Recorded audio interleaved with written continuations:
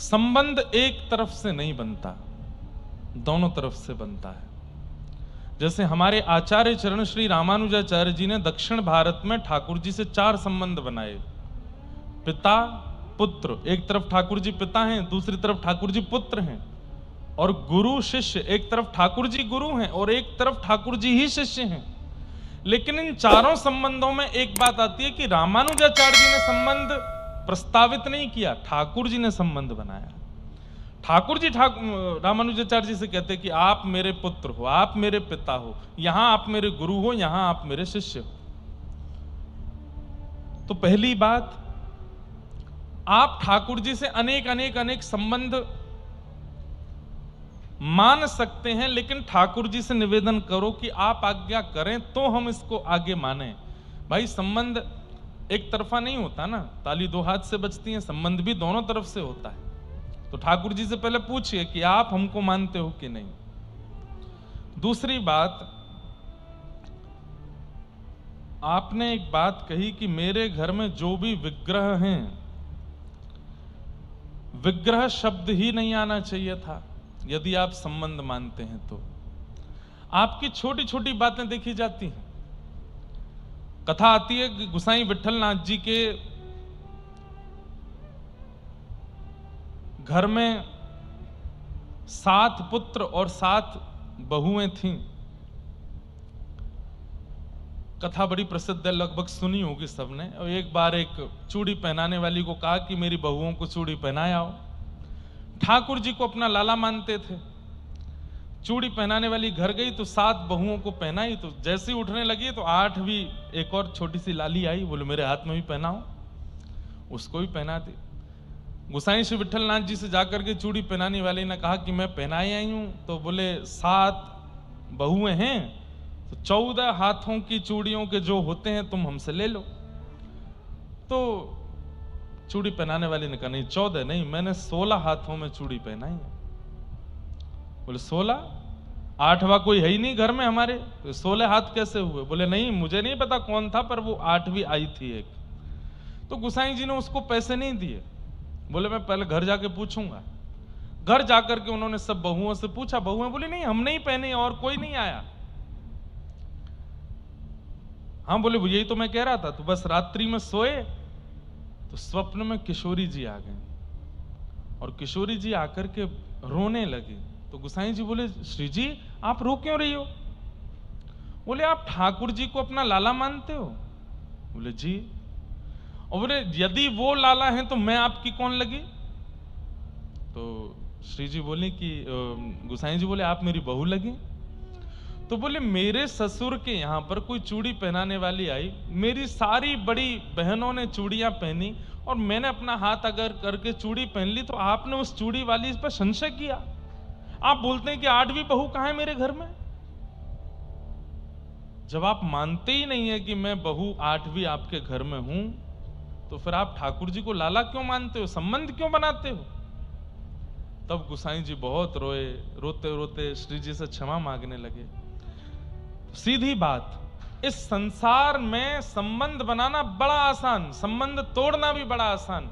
ठाकुर जी से संबंध बनाना बहुत मुश्किल है, पर उसको निभाना उससे भी ज्यादा मुश्किल है।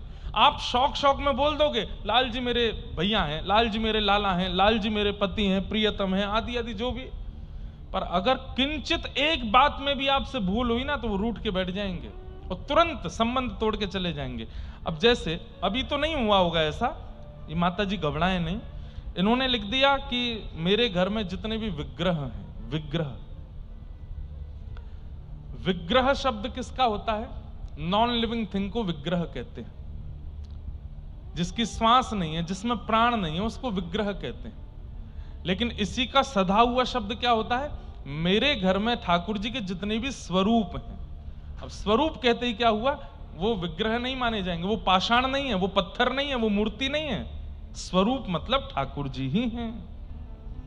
तो इसलिए ये छोटी छोटी बातों पर बहुत ध्यान देना होगा।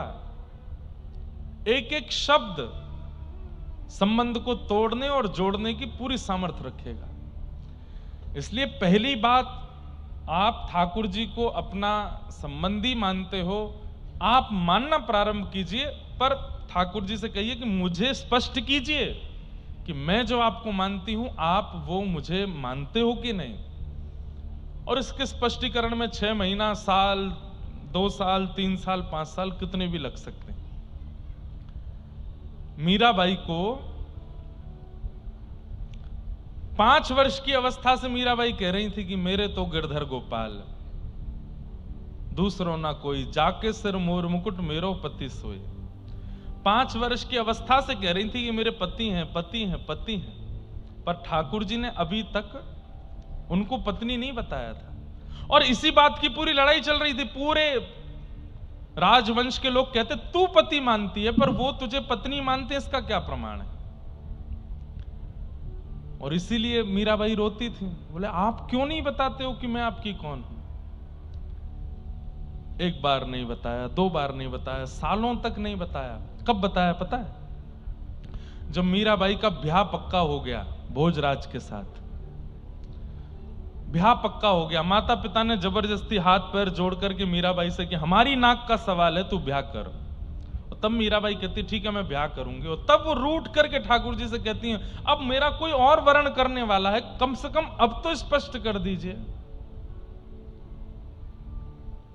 और ठीक विवाह होने से 1 रात्रि पूर्व जब मीराबाई सोती हैं, तब स्वप्न में ठाकुर जी सेहरा पहन करके आते हैं और आकर के मीराबाई के साथ ब्याह रचाते हैं।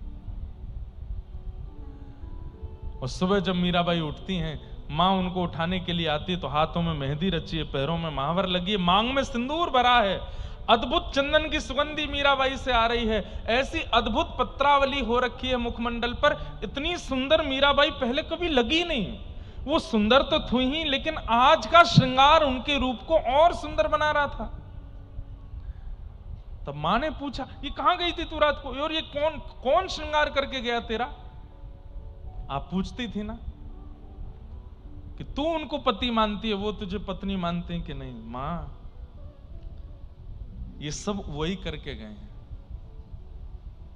अरे पागल बनाती है, ऐसे कुछ होता है क्या, भगवान किसी के ब्याह करने के लिए आते हैं क्या। मीराबाई बोली तो मां मेरा लहंगा देखो, ऐसा लहंगा आप क्या, पिताजी क्या, हमारा पूरा खानदान भी अगर सारी संपत्ति लगा दे तो इतना महंगा जोड़ा नहीं आ सकता।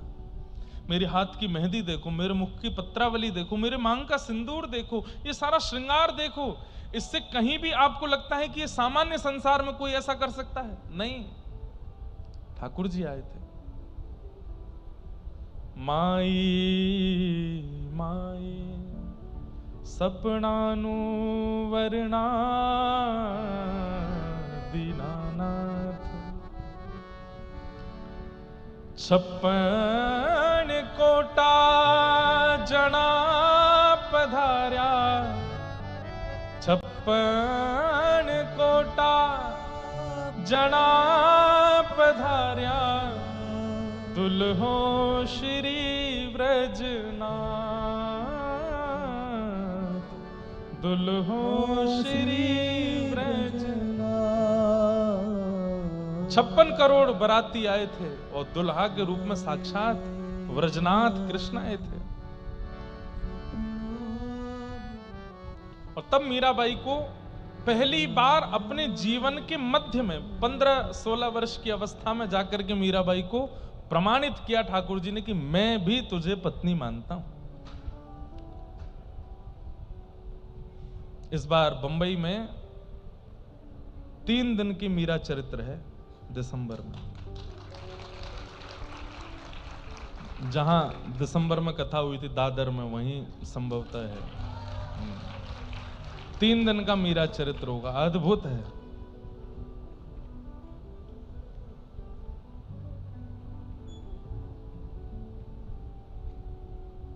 बहुत अद्भुत। तो हम क्या कहना चाह रहे थे कि संबंध आप मानते हो। कई माताएं मेरे तो लाला हैं, मेरे तो लाला हैं ठाकुर जी, मेरे तो अरे ठीक है आपके लाला हैं, एक तो प्रचार मत करो, और दूसरा ठाकुर जी को प्रमाणित करने दो कि हाँ ये भी मेरी मैया है। और जब तक वो प्रमाणित ना करे तब तक कहते रहो कि लाला है लाला है, लेकिन जैसे ही तीसरा व्यक्ति एंटर करे तो वो परमात्मा है, उसके सामने मत बोलिए कि वो लाला है। परमात्मा है, भगवान है। ये तो ऐसे जैसे ही चले जाए एकांत में फिर से लाला मानो। संसार के संबंधों का प्रचार करिए, पर ठाकुर जी के संबंध को गोपनीय रखिए। उसका प्रचार मत करो कि मेरे ठाकुर जी खाते हैं, मेरे ठाकुर जी मुझसे बोलते हैं, मुझसे बात करते हैं, मेरे साथ रहते हैं। नहीं करना है। ठाकुर जी प्रचार से बहुत डरते हैं और निज संबंध के प्रचार से तो बहुत ज्यादा। पूरी रास पंचाध्यायी गोपी गीत में हमने सुना क्या? यही तो सुनाते हैं कि गोपियों के लिए ठाकुर जी आधी रात में एकत्रित हो गए और यमुना के तट पर रास विहार करने लगे। सब गोपियों से संबंध माना ठाकुर जी ने, पर वो गोपियां उस संबंध को स्थिर नहीं कर पाई। इसीलिए बस ठाकुर जी को वो प्रिय नहीं है कि आप उसका प्रचार करो। गोपनीय रखिए अपने संबंध को, मत बताइए, मत कहिए। तो जिन माता जी का ये भाव है, उनसे हमारी प्रार्थना कि आप ठाकुर जी से अनेक संबंध मानो, अच्छी बात है। किसी को बाबा, काका, मामा, चाचा, जीजा, जो मानना है मानो, पर उसको गोपनीय रखो और प्रतीक्षा करो कि ठाकुर जी किसी ना किसी संकेत से उत्तर देवें। अब ये हमसे पूछेंगे कि कैसे संकेत मिले कि ठाकुर जी हमारे क्या है, वो संकेत आपको प्राप्त होगा। आप प्रतीक्षा करो, स्वप्न में हो जाएगा या प्रत्यक्ष हो जाएगा, किसी भी रूप में होगा। हमारे गिरधर लाल जी हमारे कौन लगते हैं? आज तक दुनिया अपने अपने आंकड़े लगाती जा रही है, लेकिन किसी को नहीं पता कि वो हमारे कौन है, और ना हम बताएंगे। कोई कहता है कि हम उनके बाबा हैं, वो हमारे लाला हैं, ना। कोई कहता है हम उनके भैया हैं, वो हमारे छोटे भैया, ना। वो कई हमारे सखा हैं, नहीं। पता ही नहीं है और ना किसी को बताना है कि वो हमारे कौन है। संबंध गोपनीय रखना है ठाकुर जी से। सच्चिदानंद रूपाय, सत्य, चैतन्य और आनंद, ये तीन रूप हैं भगवान के। भगवान सत्य है, ठाकुर जी सत्य हैं। ये विश्वास चित्त में रखो कि वो सत्य हैं।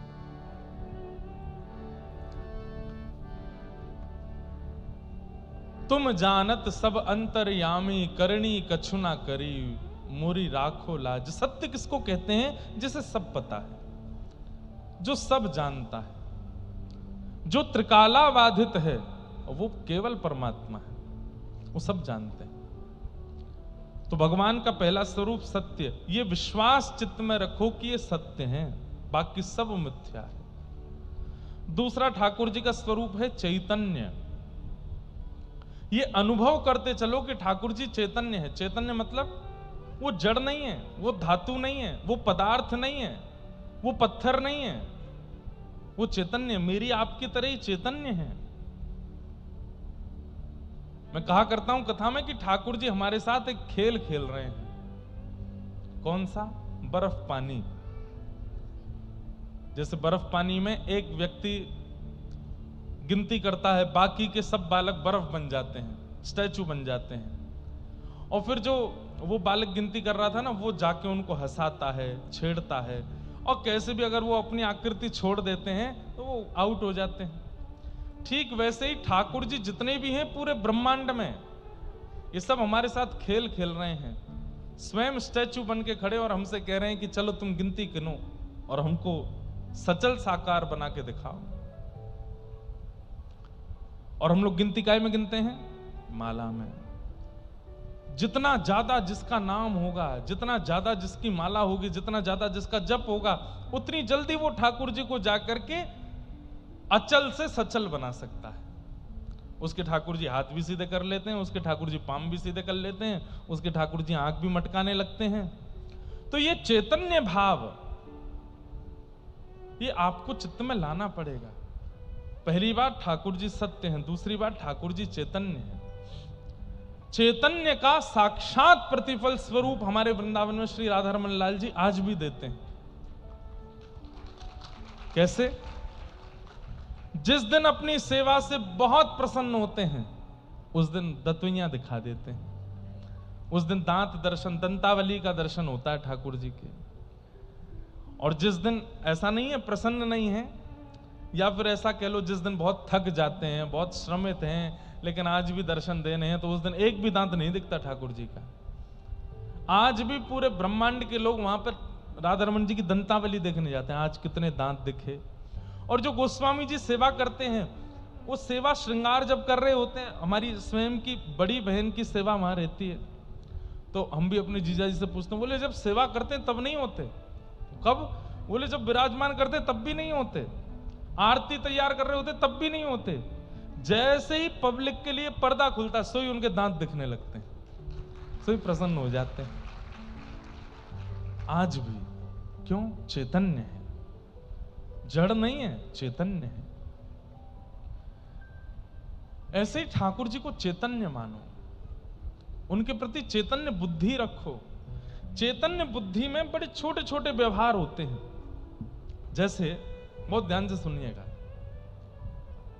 जैसे मान लीजिए कि आप मेरे मित्र हो और मैंने आपको अपना मित्र मान लिया, तो मित्र मानने से काम नहीं चलेगा, मित्र के कई फर्ज होते हैं, वो मुझे निभाने पड़ेंगे। जैसे मित्रता का पहला फर्ज क्या है? समय समय पर आपको फोन करूं, और भाई कैसे हो, कहां हो, क्या हालचाल, सब ठीक ठाक? बोले हाँ। मित्रता का दूसरा क्रम क्या है? हमारे घर का कोई भी बड़ा उत्सव हो तो आपको निमंत्रण दिया, भाई जरूर आना, हमारे घर पे ऐसे ऐसे उनका जो है जन्मोत्सव है। फिर उसके बाद जब आप मिलो तो आपकी पूरी व्यवस्था का ध्यान रखना, आपके खाने की व्यवस्था, सोने की व्यवस्था, पीने की, बैठने की, उठने की, नाचने की, सब सारी व्यवस्थाएं रखना। ये मित्रता कहती है। अब मान लीजिए कि आपसे मैंने मित्रता मान ली और आप घर आए मेरे और मैं देख भी नहीं रहा हूं आपको, तो आपको क्या लगेगा?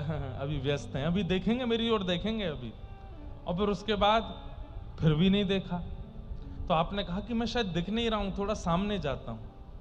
आप थोड़े से सामने आ गए और मेरी नजर मिल भी गई तो भी मैंने नजर फेर ली, तो आपको कितना कष्ट होगा? ये भगवान क्या हो गया, ये हमको देख क्यों नहीं रहे हैं, हमसे ऐसे क्यों नजर छुपा रहे हैं?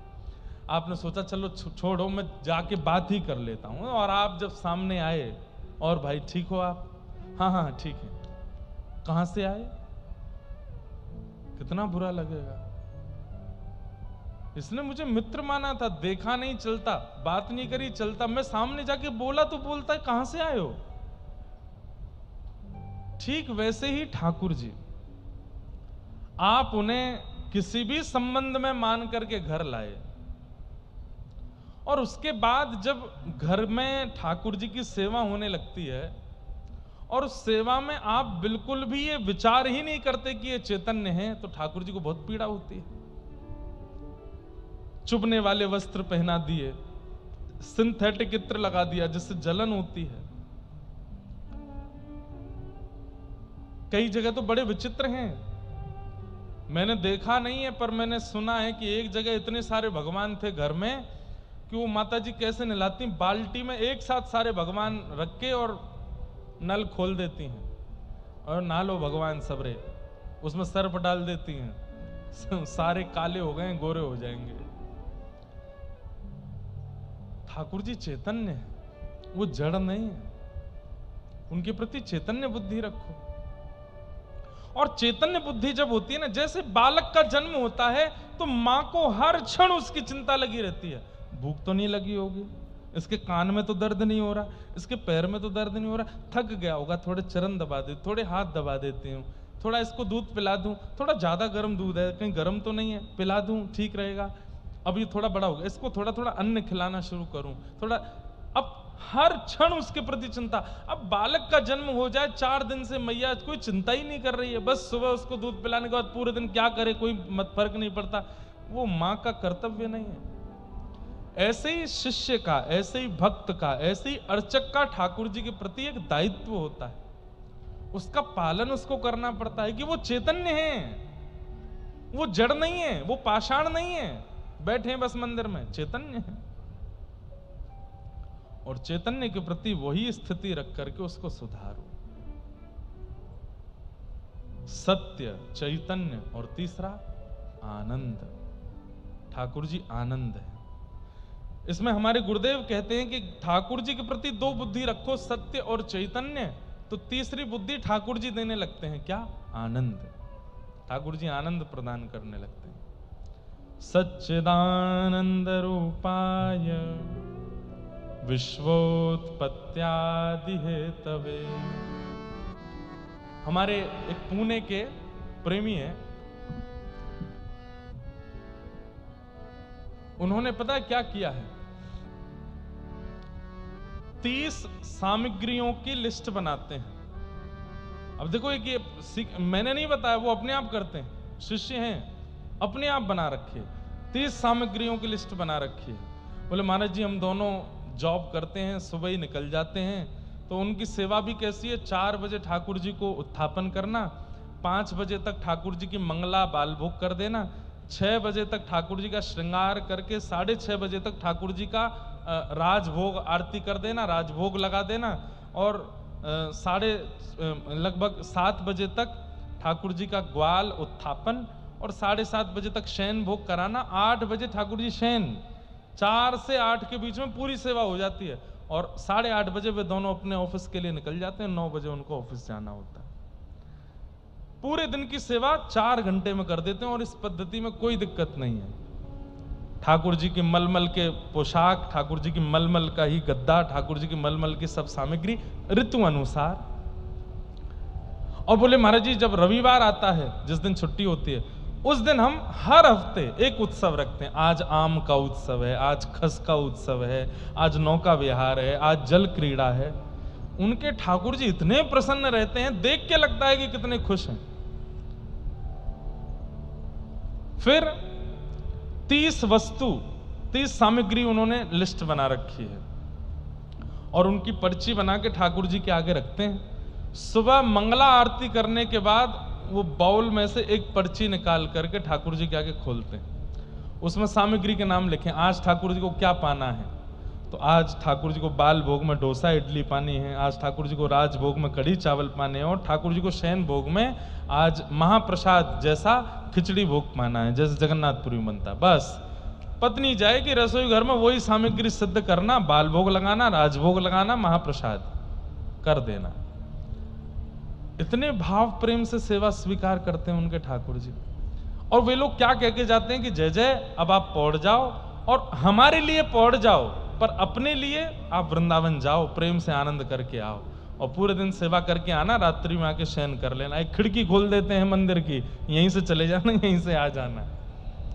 खिड़की पे भी इतनी सी एक सिड्डी टांग रखी है नीचे उतरने के लिए वापस आने के लिए।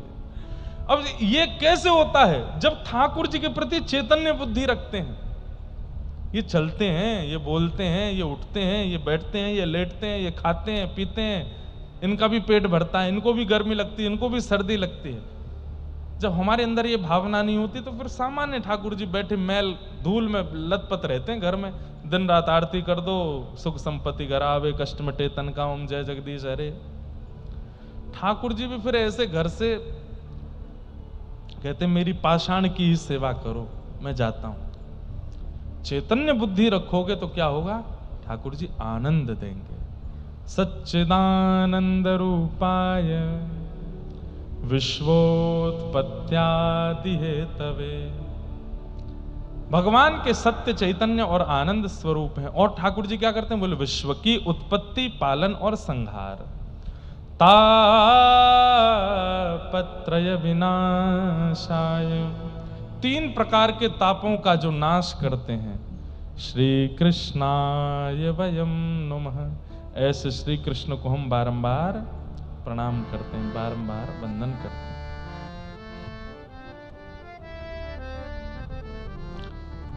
श्री कृष्ण को हम वंदन करते हैं। आज बंधुओं महात्म्य की कथा है, भागवत जी का महत्व क्या है, इसी के विषय में हम लोग चर्चा करेंगे।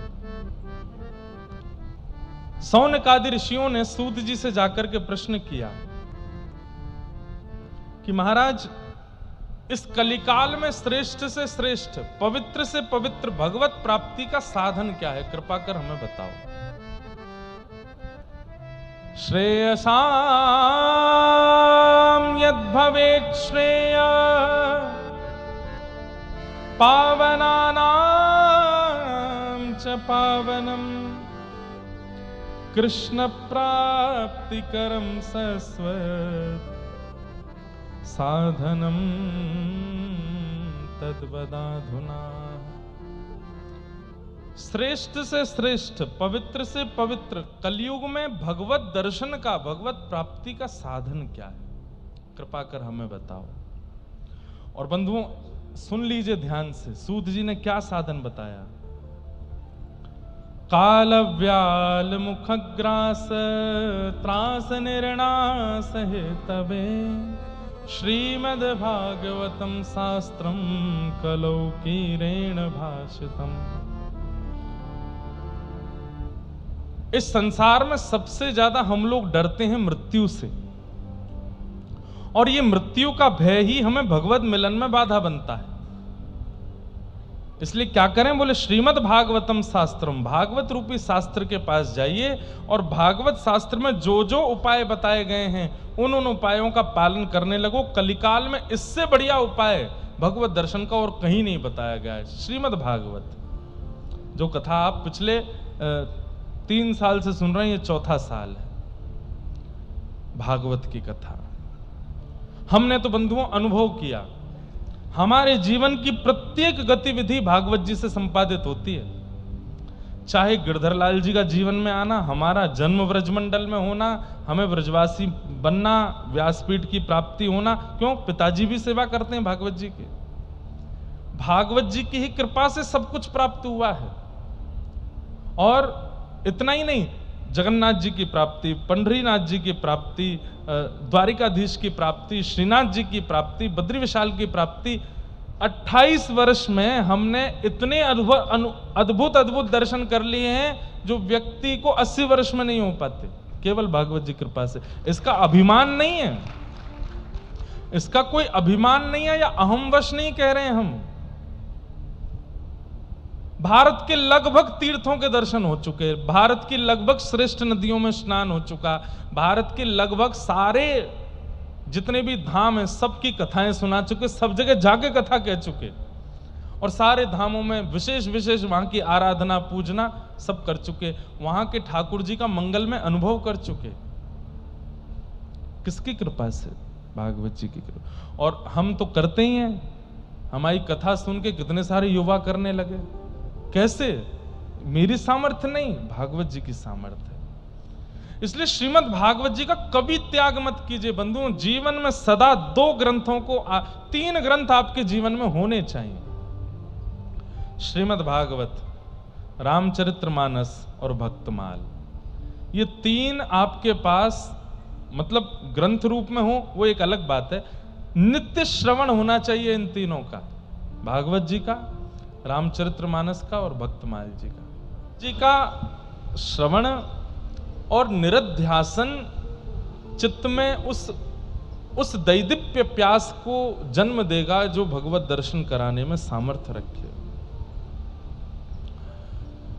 मीराबाई में वो प्यास है, जनाबाई में वो प्यास है, सक्कूबाई में वो प्यास है, तुकाराम नामदेव जी में वो प्यास है, लेकिन हम लोगों में वो प्यास आती तो है पर बहुत जल्दी खत्म हो जाती है। आजकल के लोगों में बहुत जल्दी खत्म हो जाती है। वो प्यास रहे और उस प्यास को निरंतर चित्त में स्थापित करने की सामर्थ्य भागवत में है। वही बात यहां सूत जी कह रहे हैं, श्रीमद् भागवतम शास्त्रम कलौ कीरेण भाषितम। इस कलिकाल में यदि हमारा उद्धार करने की सामर्थ्य किसी में है तो भागवत जी में। तब सौनकादि ऋषियों ने पूछा, महाराज जी थोड़ा भागवत जी के बारे में बताओ, किनका उद्धार हुआ है इनसे, कैसे कैसे इनसे उद्धार होता है। तब सुनाया, बोले एक बार की बात है, बद्री विशाल में नारद जी महाराज बड़े व्याकुल स्थिति में पहुंचे। नारद जी महाराज ने जाकर के वहां सनक सनंदन सनातन सनत कुमारों से कहा, अहम तुम पृथ्वीम यातो ज्ञात्वा सर्वोत्तमामिति पुष्करम च प्रयागम च काशीम गोदावरी तथा हरिक्षेत्रे कुरुक्षेत्रे श्रीरंगम सेतु वंदनम एवमादिषु तीर्थेषु ब्रह्ममाण इतस्ततः। मैं गया था पृथ्वी पर, नारद जी ने कहा, और ये सोच करके गया था कि पृथ्वी बहुत अच्छी है, लेकिन पृथ्वी पर जाकर के मैंने देखा सब उल्टा है। गोलमाल है भाई, सब गोलमाल है, पृथ्वी पर सब गोलमाल है। बोले क्या गोलमाल देखा आपने? तो यहां पर उसका वर्णन किया गया है। सत्यम नास्ति तपः शौचम दया दानम न विद्यते उदर भरिणु जीवा बरा कह कूट भाषण। बोले पहली बात, सत्य बोलने वाले लोग पृथ्वी पर बहुत कम हैं, अधिकतर असत्य बोलते हैं। जैसे लोग, कई लोग काउंटर रखते हैं ना हाथ में, एक काउंटर लेके आइए, नाम जप के लिए नहीं लाइएगा, नाम जप भी करो लेकिन एक अलग से एक और लेके आओ, एक व्हाइट लाओ, एक ब्लैक लाओ। व्हाइट वाला जो नाम जप वाला, ब्लैक वाला क्या है वो हम बता रहे, उसको रखो। जब आप सुबह अपना पूजन पाठ करके जब सब निकलते हैं तो ब्लैक वाला लगा लो हाथ में। जब असत्य बोलो तब उसको दबाओ। किसी से मजाक में भी झूठ बोल रहे हो तो भी दबाओ। किसी के साथ छल कर रहे हो, कपट कर रहे हो तो दबाओ। कहीं अनीति कर रहे हो तो दबाओ।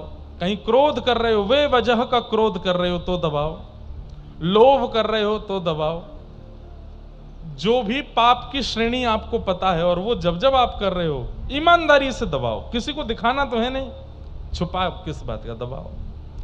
रात्रि में आकर के जब आप चेक करोगे तो आपका नाम जप की संख्या कम है, उसकी संख्या ज्यादा है। हम इतने दोष युक्त हैं, इतने दोष हमारे चित्त में भरे पड़े। एक चरित्र आता है भक्तमाल जी में, विट्ठल दास जी। ये विट्ठल दास जी, विट्ठल नाम के बहुत भक्त हुए।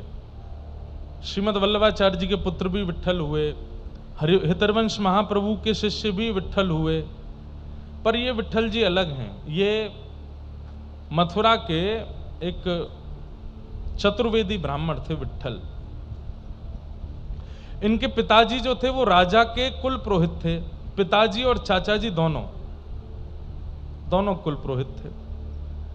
तो इन्होंने बाल्यकाल में एक दिन क्या देखा कि इनके पिता और चाचा दोनों लड़ रहे थे आपस में। किस बात पे लड़ रहे थे? बोले राजा ने उत्सव के बधाई के रूप में कुछ दक्षिणा दी और कहा आधा आधा कर लेना, और उसके आधे आधे के चक्कर में दोनों में लड़ाई हो गई। इतनी लड़ाई हुई कि बस पूरा मोहल्ला इकट्ठा हो गया, परिवार इकट्ठा हो गया, कोई रोकने टोकने नहीं आया।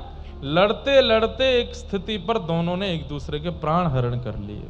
और इन्होंने बाल अवस्था में वो देखा कि मेरे पिताजी और चाचा दोनों संपत्ति के पीछे लड़ करके मर गए। बोले संपत्ति के पीछे मैं नहीं भागूंगा, जिसने मेरे पिता और चाचा के प्राण हरण, ये तो संसार का सर्वनाश करता है। लाला को जगा दो। नहीं, भजन ही कर रहा। हाँ लाला, ताली से भजन चल रहा है। थक गए होंगे बेचारे। अब तुम सामने ही बैठे तो हमको नींद आ रही तुमको देख। कोई बात नहीं, हाँ चलता है। पर सोने वाले पीछे वाली सीट पर बैठते हैं, आगे वाली पर नहीं। वो बेचारे स्कूल के कॉलेज के बच्चे हैं, कहीं से पढ़ा के आए होंगे, थक गए होंगे। बोले दिन भर तो टीचर पढ़ाते हैं, शाम को ही महाराज जी पढ़ा रहे हैं। एक कैमरा वाले भैया, क्यों दिखा रहे हो बेचारे को? नहीं देखो, तुम नहीं देखे हो, संग में 4 दिखे। अब लोग ढूंढते रहेंगे चारों में से कौन सा सो रहा था। क्या बता रहा था मैं? विट्ठल जी। तो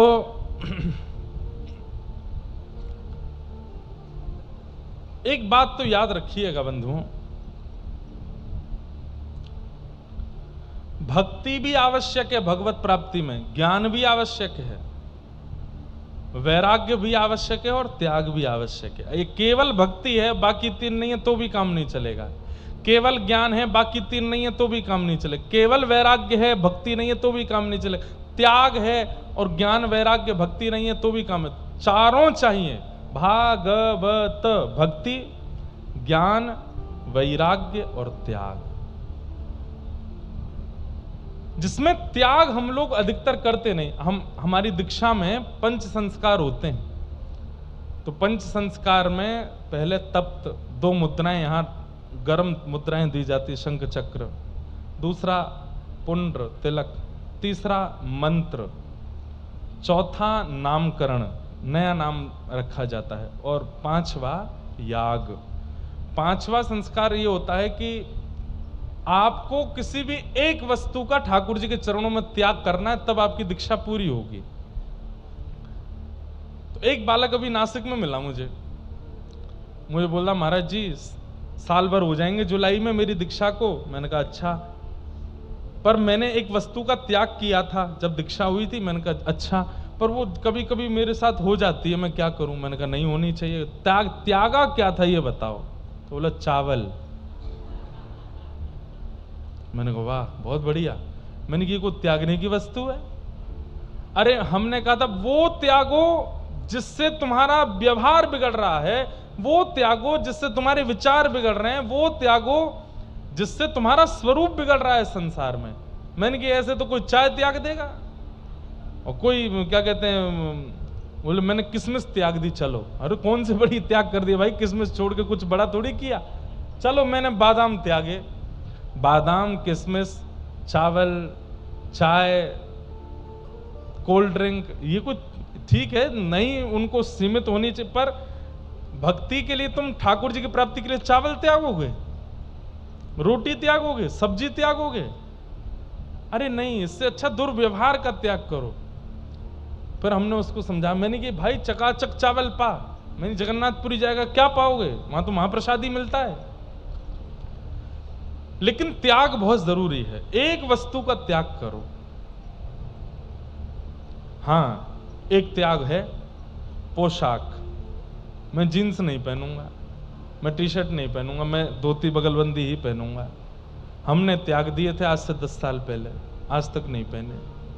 रात्रि में कभी कभी खेलने जाते हैं तो टी शर्ट पहन लेते हैं, लेकिन नीचे धोती ही पहनते हैं।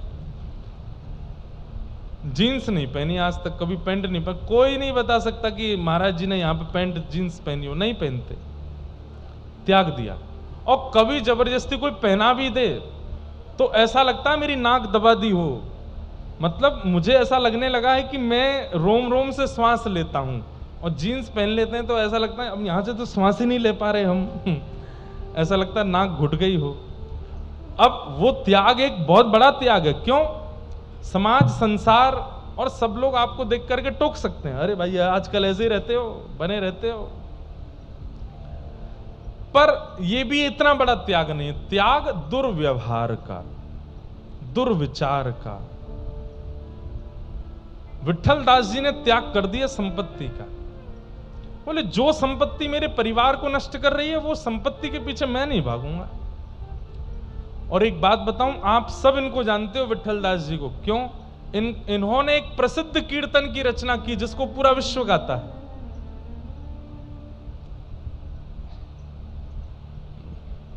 गोविंद बोलो, हरि गोपाल बोलो, गोविंद बोलो, हरि गोपाल बोलो, गोविंद बोलो, हरि गोपाल बोलो, गोविंद बोलो, हरि गोपाल बोलो। श्री राधा रमण हरि गोविंद बोलो, राधा रमण हरि गोविंद बोलो, राधा रमण हरि गोविंद बोलो, राधा रमण हरि गोविंद बोलो। हे गोविंद जय जय गोपाल जय जय, गोविंद जय जय गोपाल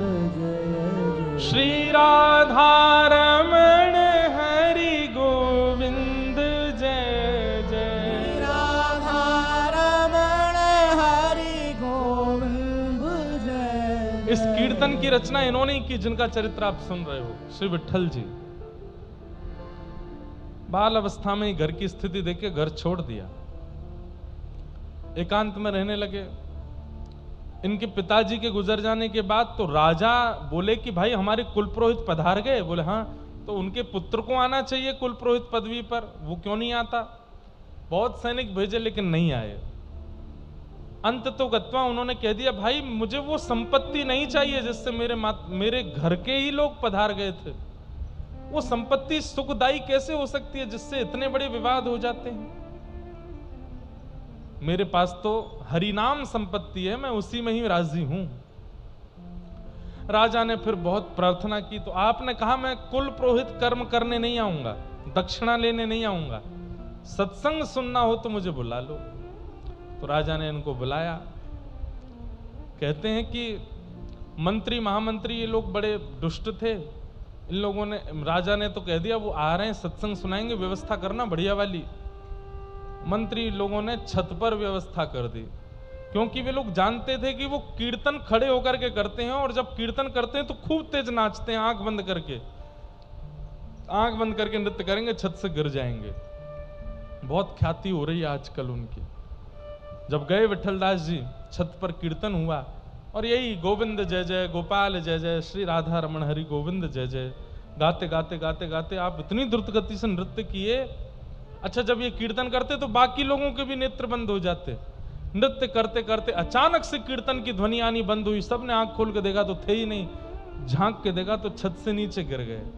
खून खून हो गया पूरा शरीर। वैद्य आए, हकीम आए, सबने आकर के देखा प्राण चले गए। राजा ने सबसे क्षमा मांगी, लेकिन सब लोग कहने लगे, बोले राजन आपने बुलाया था, ऐसी व्यवस्था क्यों की? छत पर गिर गए हमारे स्वामी, पधार गए। आपने कहा मुझसे गलती हो गई, अब इसका मैं क्या करूं? तो माँ, उनकी जो विठल जी की माँ थी, वो घर पे तो रहते नहीं थे, पर वो आई थी कीर्तन में, वो रोने लगी, मेरे तो पति भी चले गए, बेटा भी चला गया, अब क्या करूंगी, किसके सहारे रहूंगी? तो राजा ने कहा, माँ आपके शेष जीवन में जितना धन लगेगा सब राजकोष से आएगा, और अभी के लिए इतनी संपत्ति मैं आपको दे रहा हूं, मेरे राज परिवार में ये घटना हुई है, इसका पूरा दंड मैं अपने ऊपर लेता हूं, ये लीजिए धन। खूब सारा धन धान्य दे दिया। विठल जी का ब्याह भी हो गया था, उनकी पत्नी भी रोने लगी, मेरे भी पति चले गए, उनको भी धन दे दिया। लौट करके जब विठल जी का शव लेकर के आए, एक व्यक्ति वहां बैठा था जो विठल जी के संग कीर्तनों में जाता था। उसने कहा, मुझे लगता नहीं है कि इनके प्राण गए हैं। तो सबने कहा, अरे चले गए भाई प्राण, ये तो ऐसे ही बोल रहे हैं, तुम अर्थी लगाओ, वहां पर शमशान में व्यवस्था करो।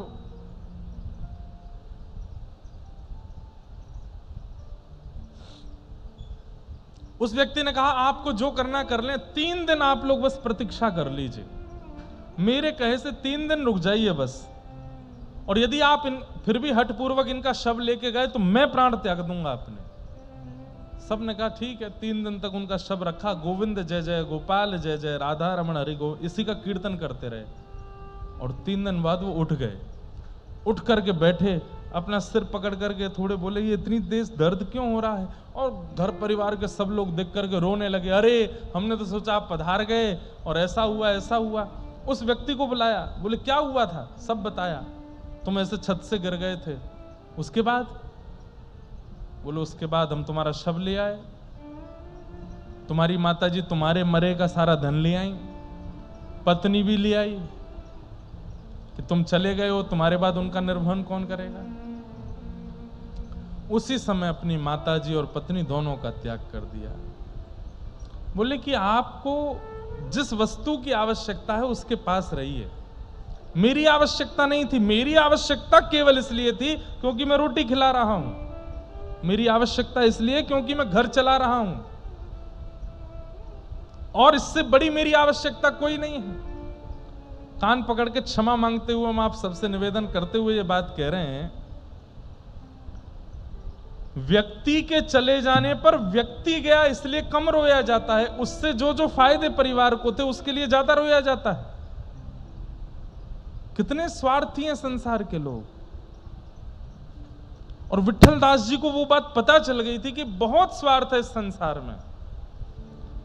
उस समय तो परिपूर्ण रूप से अपने परिवार, पत्नी, माताजी सबका त्याग कर दिया, और जो थोड़ा बहुत उनके पास भी धन था वो भी दे दिया। बोले लो राजकोष से तो तुम्हारा आएगा ही इतना, ये मेरा भी रखो।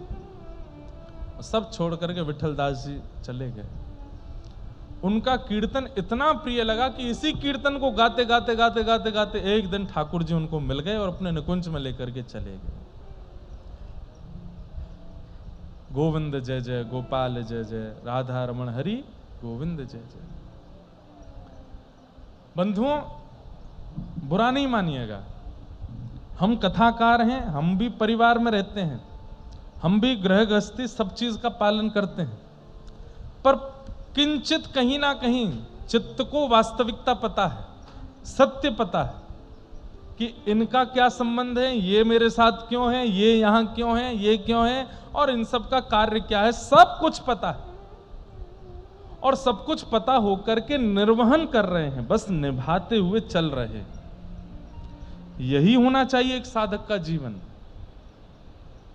एक वैष्णव का जीवन, एक भक्त का जीवन। उसको सब सत्य पता होना चाहिए, और पता होते हुए बस उसमें कैसे बोल दूं तो अटपटा लगेगा, नाटक कैसे करना, बस नाटक करके चलो, नाटक करना है। ये बात यहां से बाहर अगर कह दूंगा तो कंट्रोवर्शियल हो जाएगा, लेकिन वास्तविकता यही है कि हमको नाटक ही करना है। यहां पर संसार के साथ वही नाटक करते हुए चलना है, वास्तविकता नहीं। वास्तविकता तो केवल ठाकुर जी, केवल श्याम सुंदर, केवल उनके सामने वास्तविक, बाकी सबके सामने नाटकबाज बन जाओ। सत्यम नास्ति तपः शौचम दयादानम न विद्यते उदर भरिणो जीवा बका बराका कूट भाषिण। नारद जी बोल रहे हैं, मैंने पृथ्वी पर आकर के क्या देखा, बोले सत्य नहीं बोलते लोग, तप नहीं करते, भजन नहीं करते, केवल आडंबर कर रहे हैं भजन के नाम पर, पवित्र नहीं है, शौचम नास्ति, दया नास्ति, लोगों के अंदर दया नहीं है, केवल दिखावा है दया का भी। बंधुओं, सब कुछ आज की डेट में दिखावा बनता जा रहा है, सत्य भी दिखावा बनता जा रहा है, तप भी दिखावा बनता जा रहा है, पवित्रता भी दिखावा बनती जा रही है, दया भी दिखावा बनता जा रहा है, दान भी दिखावा बनता जा रहा है, सब कुछ। और जब से सोशल मीडिया का टाइम आ रहा है, जैसे जैसे अब तो दिखावे की पूछो ही मत, हदें पार हो रही, केवल दिखाना है।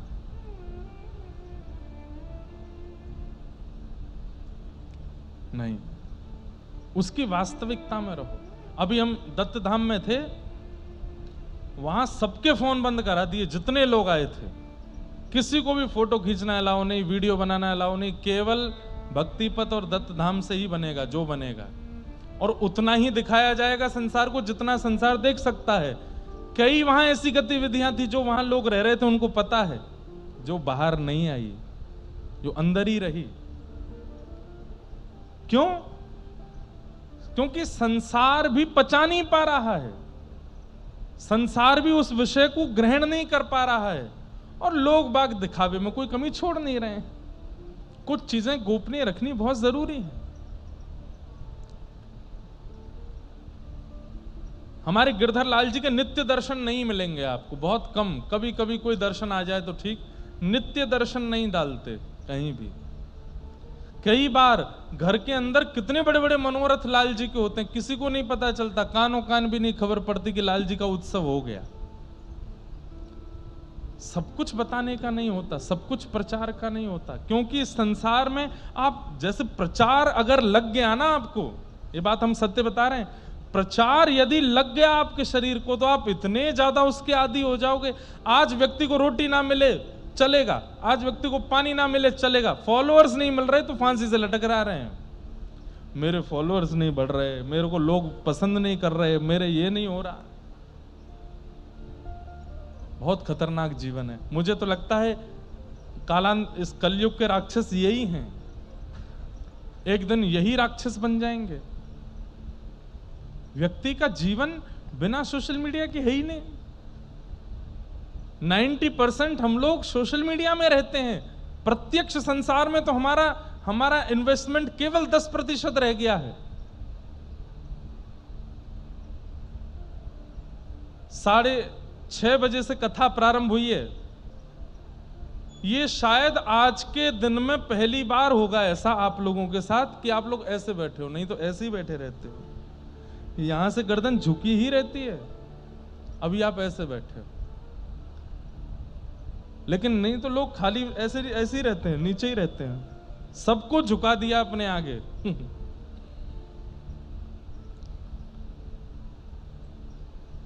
अद्भुत है संसार। सत्यम नास्ति, तपह नास्ति, शौचम नास्ति, दया नास्ति, दानम नास्ति। और केवल किस लिए जरा बोलो, उदर भरिणो जीवा, मेरा पेट भरना चाहिए। बरा कहा कूट भाषिणा, पेट भरने के लिए पढ़ाई कर रहे हैं, पेट भरने के लिए ब्याह कर रहे हैं, पेट भरने के लिए सब भजन पूजन कर रहे हैं, सब कुछ केवल पेट भरने के लिए। हम लोग वास्तविकता में उपासक किसके हैं? लंबोदर इसके उपासक हैं, इसकी उपासना कर रहे हैं। तू खुश रहे, राजी रहे। क्या खाएगा? मोमोज, अभी खिलाते हैं। इसी को खिलाते। और भाई उल्लासनगर में तो वैरायटियों की तो पूछो ही मत। ऐसे ऐसे वेरिएशन तो मुझे भी खाने को मिलते हैं यहाँ पर। अच्छे तो लगते हैं। हम दो के उपासक हैं। पहले तो ये लूली बाई और दूसरे मोटे राम, इन दो की ही उपासना चल रही है बस।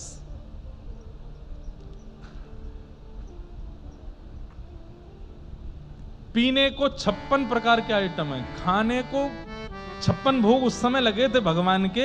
अब 56 नहीं है, अब तो 56 प्रकार के पानी पिला देते हैं टिकिया वाले, पानी पूरी वाले। पानी पूरी एक बार में मेरे को कहीं खिलाने वाले आए, बोले महाराज जी पानी पूरी। मैंने लाओ खिलाओ। ये हींग का पानी, ये मीठा पानी, ये खट्टा पानी, ये थोड़ा उससे कम खट्टा पानी, ये थोड़ा मिर्च वाला तीखा पानी, ये उसका। मैंने कितने पानी हैं? बोले आपके लिए तो मैं 10 लाया हूं, वैसे 56 प्रकार का पानी है मेरे पास। मैंने वाह भाई।